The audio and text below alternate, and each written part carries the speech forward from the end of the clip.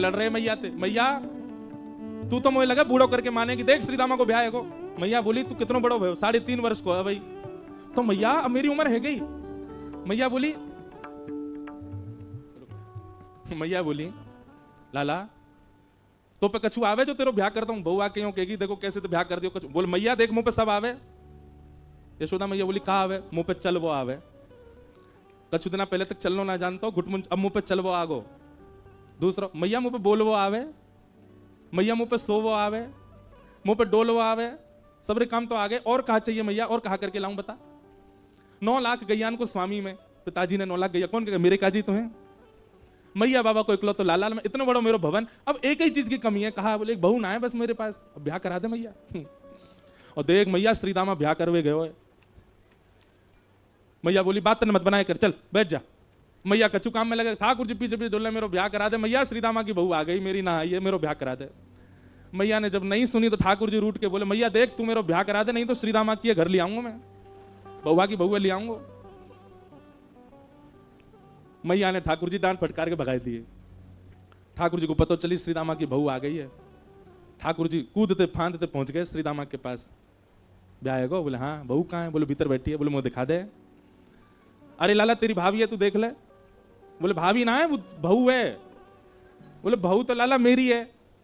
ठाकुर जी बोले मुझे तो ऐसा लगो करती बहू सबन की हुए करे। श्रीदामा बोले लाला तेरी बात ऐसी है तेरी तो भाभी है। वो बोले अच्छा ठीक है मैं देखता हूँ नहीं देखूं तो सही बहू हो मैं कैसी है। मेरा ब्याह होगा तो पहले तो पता रहेगी। हाँ लाला मिल।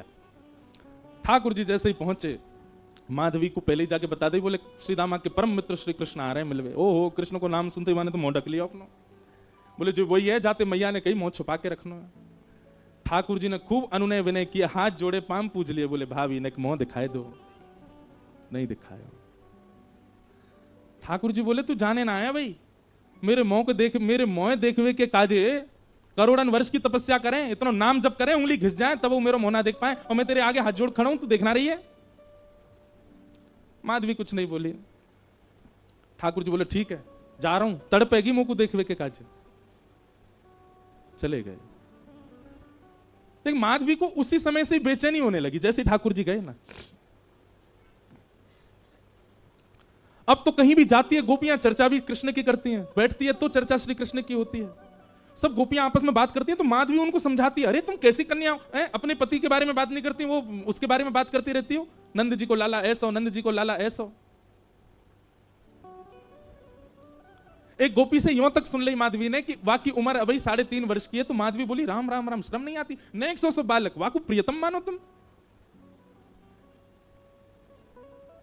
एक दिन माधवी जल भरने के लिए गई यमुना जी और यमुना जी पर जल की गागर जैसे ही भरी सब गोपी तो अपनी अपनी जल ले ले करके वहां से चली गई। माधवी थोड़ी विलंब से पहुंची अकेली जैसी जल की घागर भर के उठान लगी सो उठे नहीं ऐसी भारी। अब इत को देखे कि कोई आ जाए आकर के नेक ऊंचाई दे या को मेरे मूड पर धर दे सिर पर तुम्हें ले जाऊं। खूब प्रयास किया लेकिन कोई दिखो नहीं दूर दूर तक। तभी नंद नंदन बांकी अदा से चलते भय वहां पहुंच गए। यहां पाम धरे वहां पाम धरे मटकते भय नैन के सैन चलाते हुए। सैन मतलब जाने ना या तो कहीं सैन ठाकुर जी ऐसे चलाते रहे अपने बौन ने सीधे ना रखें सब जगह ते टेढ़े हैं कछु ना कछु करते रहे। मतलब रात में सोते कैसे होंगे वहां सीधे नहीं सोते होंगे। यशोदा मैया नंद बाबा पे चढ़ जाते होंगे। कोई काम सीधो ना करें। ठाकुर जी हमारे कानों हिला लेते होंगे नाक को हिला लेते होंगे का करें पतो ना। पहुंच गए। माधवी ने ठाकुर जी को देखो तो हो ना हो लेकिन जैसे श्याम वरण श्री श्याम सुंदर सामने से आ रहे हैं सो माधवी बोली ओ लाला इतकुआ ने कहियो नेक मेरी मटकी उचाए दे मूड़े धरवा दे फिर चलो जाइयो। ठाकुर जी ज्यों ज्यों पास आते जाएं माधवी को त्यों त्यों लगे तो सही कि यह बालक में कछु तो अद्भुतता है। लेकिन वाय ना पता है कि श्याम सुंदर ने कभी देखे ही नहीं। नेक देखे और फिर कछु काम करने लगे लेकिन काम वाकई स्थिति ऐसी है गई कि वो और चीजन में मन लगे नहीं रहो। वाकई नेत्र अपने आप फिर रहे हैं। एक बात याद रखना बंधुओं ठाकुर जी ने जादना अनुभव करा दियो इंद्रिय अपने वश में नहीं रहेंगी। आपके हाथ आपके पाम आपके कान आपके नेत्र आपकी जीव आपकी नासिका ये समस्त इंद्रियां बुद्धि मन सब हमारे वश में है। लेकिन जादना ठाकुर जी को नेक देर को भी साक्षात्कार भयो सब ठाकुर जी को है जाएगा।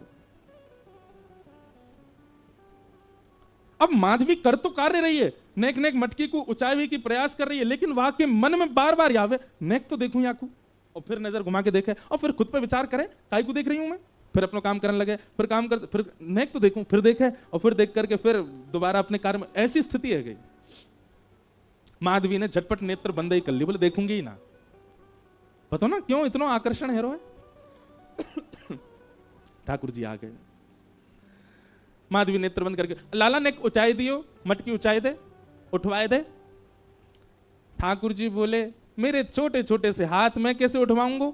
अब माधवी की स्थिति ऐसी कि रूप नहीं देख रही है, नेत्र बंद करके बैठी, पर ठाकुर जी का स्वर ऐसा लगा कि वह स्वर सुनते ही माधवी के चित्त में मानो कंपन जैसा हो गया। मैं एक बात कहा करता हूं कि आप नेत्रों से यदि बचना चाहो तो नेत्र बंद कर लो, ठाकुर जी को मत देखो, तो वो स्वर ऐसा बोल देंगे कि कान पे उनके रह जाओगे। कानन में रुई लगा लो, नेत्रन से देखेंगे नहीं, कान से सुनेंगे नहीं, तो उनके तन की सुगंधी ऐसी आवेगी कि वहां से उनके रह जाओगे। नासिका बंद कर लो, आंख बंद कर लो, कान छुपाए लो। बोले अब ठाकुर जी कैसे होंगे। अपनी एक कनिष्ठ उंगली से ठाकुर जी आपके हाथ को छू देंगे, बस वह स्पर्श से उनके रह जाओगे। कब तक बचोगे। आपकी इच्छा है तो सर्वांगीण इंद्रियां लगा दो तो ठाकुर जी के नहीं हो पाओगे। ठाकुर जी की इच्छा है तो वो आपकी एक भाव से आपको खींच लेंगे। माधवी ने नेत्र तो बंद कर लिए, लेकिन स्वर ऐसा बोलो कि अब पलक अपने अपने वश में नहीं है, अपनी स्थिति में नहीं है, खुल गई अपने आप और देख लिए श्याम सुंदर। ऐसो मधुर मुस्कान, ऐसे नेत्र, ऐसी नासिका, आहा कहां कहें रूप की सीमा। लेकिन तुरंत माधवी बोले हाँ लाला उचाए दे। माधवी ने नेक हाथ लगायो। अब ठाकुर जी मटकी उचान लगे तो उचाते ही कहा भयो अब नेक से ठाकुर जी, माधवी तो खूब बड़ी, तो ठाकुर जी को हाथ जहां तक जाएगा वहीं तक तो उचाएंगे। लेकिन स्थिति कहा भाई उचाते उचाते उचाते उचाते ठाकुर जी लंबे हैं लगे, और इतने लंबे है गए कि उचाते भय माधवी के बिल्कुल सामने ही आ गए, बिल्कुल नेत्रन के सामने ही आ गए। माधवी ने जब रूप देखो, गाड़ करके ठाकुर जी माधवी को देख रहे हैं, माधवी ठाकुर जी को देख रही है। अब कहां ते ले जाएगी। अब स्थिति है का ले जावे की मटकी। बस सिर पर मटकी धरवाए के माधवी के हाथ दोनों धर के, और ठाकुर जी बस नेत्रन में देखते जा रहे हैं, क्रिया सबरी कर रहे हैं, और ये बस मटकी धराए करके, और ठाकुर जी बोले अच्छा माधवी मैं जा रहा हूं, और कह के ठाकुर जी चले गए। शाम तक ऐसे ही खड़ी रही, नेत्रों से अविरल आंसू बह रहे हैं, ना हिल रही है ना डुल रही है, कोई चेतना नहीं, कोई भावना नहीं। शाम को गोपी जब जल भरवे के काजी आई तो देखी मूर्तिमंत है करके माधवी खड़ी है। दिन भर से ऐसे खड़े हवे के कारण वहां को रक्त तक रुक गए हाथन को, नेत्र लाल पड़े हैं, मोटे मोटे अश्रु बिंद गिर रहे हैं।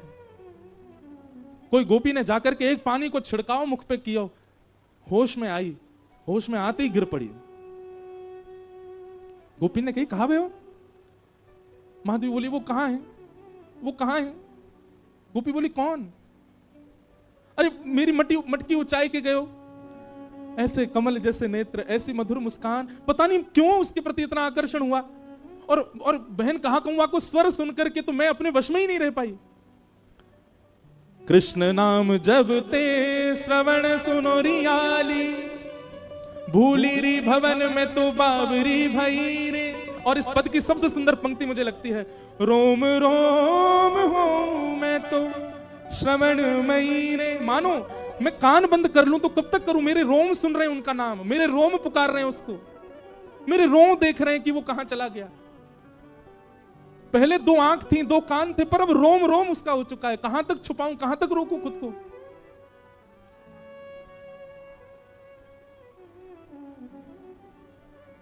इसी भाव को चतुर्भुज दास जी कह रहे हैं, जुवती जनमन फंदना अंबुज नयन विशाल। ठाकुर जी को स्वरूप कैसा है। बोले एक क्षण के लिए दिखेगा, लेकिन वो एक क्षण के दिखवे के बाद में ऐसी स्थिति कर जाएंगे आपकी, कुछ नहीं कर पाओगे। पहले ही भैया कल ही चेतावनी दे चुका हूं मैं ये चेतावनी केवल आपको नहीं खुद को भी दे रहा हूं। ज्यों ज्यों रस बढ़े, ज्यों ज्यों कथा में भाव बढ़े, मैं खुद को भी चेतावित करूं कि अरे भाई नेक रुक जा, नेक डट जा, ज्यादा मत जा। क्योंकि गोपी की स्थिति, हम बात करने तो बैठ गए गोपियों की, पर उस स्थिति में जाना कोई खतरे से खाली नहीं है, संसार के लिए खतरा है वो, आप कोई के नहीं रह पाओगे फिर।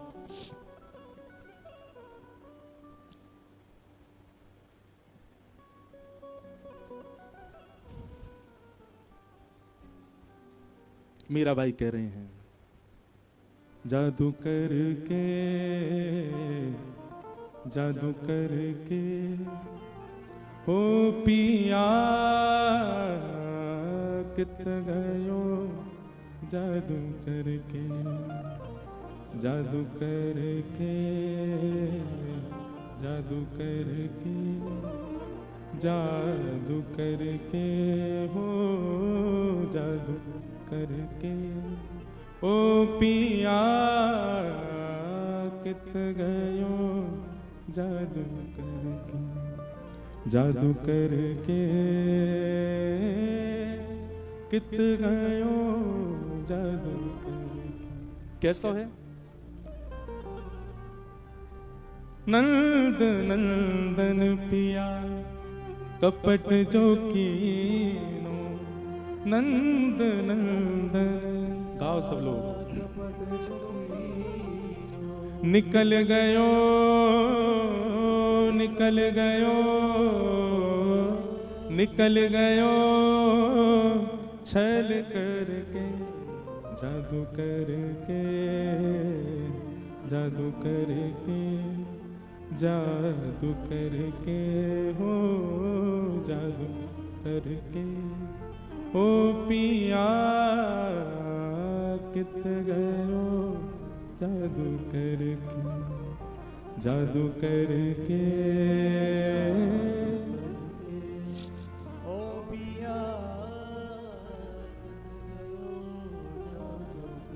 मोर मुकुट पीतांबर सोहे, मोर मुकुट पीतांबर सोहे, मोर मुकुट पीतांबर सोहे, मोर मुकुट पीतांबर सोहे। और ये शब्द, ये पंक्ति मीराबाई की अद्भुत है। कबहू न मिले, कबहू न मिले, कबहू न मिले अंग भर के, जादू करके, जादू करके। मीराबाई की इस पंक्ति से एक भाव समझ में आता है कि ठाकुर जी जब सन्मुख आते हैं ना, तो इच्छा ये होती है कि इनको अंग भर के हम पकड़ लें। पहले तो जी भर के देख लें, जी भर के सुन लें, और जब सबसे बस ये स्थिति है व्यवहारी होगी कि बस अब चक्कर आ रहे हैं, गिर ही जाएंगे, बस इच्छा होवे कि ये हमको अंग से लगा लें। ऐसे चतुर हैं ठाकुर जी, केवल हाथ मिला के चले जाएंगे। तो अब जीवन भर यही रहेगा कि हाथ ही क्यों मिला के गए, या तो मिलाते ही नहीं, और मिलना ही हो तो फिर अंग भर के मिलते ना, एक बार हृदय से लग जाते। कबहू न मिले, कबहू न मिले, कबहू न मिले अंग भर के, जादू करके, जादू करके, जादू करके हो, जादू करके ओ पिया कित गयो, जादू करके, जादू करके कित गयो, जादू करके। मीरा दासी शरण जो आई, मेरा दासी शरण जो आई, मेरा दासी शरण जो आई, मेरा दासी शरण जो आई, मेरा दासी शरण जो आई, मेरा